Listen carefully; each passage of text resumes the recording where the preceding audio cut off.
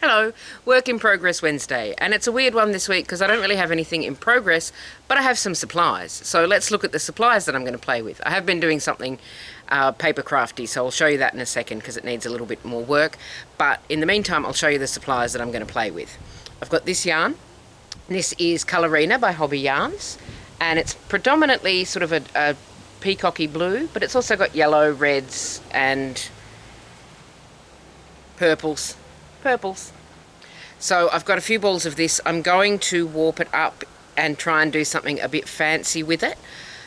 That's the end of that story. No, I'm going to try and do some sort of diamond-shaped gaps in the actual weaving. We'll see how it works. I've got the idea in my head. I don't know if it's going to go to plan. It might just end up as a plain weave. So I'll put that in my pocket because I've got huge pockets on this dress that I made last week. And I will get out my next lot of supplies because I'm starting a small, hopefully very quick cross-stitch project, which I'm not going to tell you too much about because it's a secret project. Don't tell anyone. What they have failed to do though is send me my fabric, so I've got to get onto them about that. But I feel like I've probably also got fabric. Oh, what's that? Oh, that's the needles. I also ordered some more needles because I can't find any of my needles, so that can go in my other big pocket. Such big pockets, I love it. So here's my colour palette for the impending project. And I'm happy to take your guesses in the comments as to what that might be. Just get a little bit closer like that. There we go. So it's blacks, oranges, and sort of browny browns. Stop me if I get technical on the colour naming. So that's... If I can, I've got some, I must have some Aida fabric somewhere in the house. So I'll have a dig and see if I can find it while I get it sorted out with the shop, who owes me $15 if they didn't send it. I mean, they didn't send it because it wasn't in the parcel. But if they're not going to send it, this is what I'm talking about. Thank you, wind and an aeroplane. This is terrific. So let's go inside and have a look at my papercraft project, which is just, it's either spectacular or terrible, and I think I've lost the ability to tell. This is what I've been up to with a whole lot of used stamps, all Australian. And I've missed a bit in the middle, and you're very astute to have noticed that. But the reason I've missed a bit in the middle is because there will be an Australia on the top. My problem currently, I've lost Tasmania, my problem currently is that tonally it's too close. So the background and Australia don't really stand out from each other, so it blurs in. So I'm exploring some options before I glue that down. I'll just get rid of... I feel like Tasmania is too small in this map, but...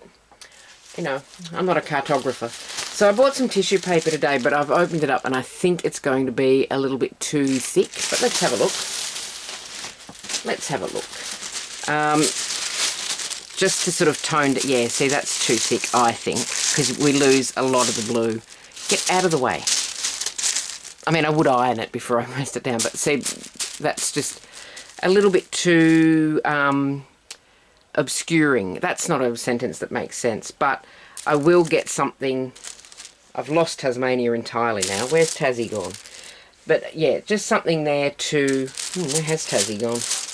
How careless of me to lose an entire island. It'll be around here somewhere. I'll find it, don't worry. But let's pretend that Tasmania is just there. Sorry, Tasmanians. You get left off the map so often, and I've done it to you now.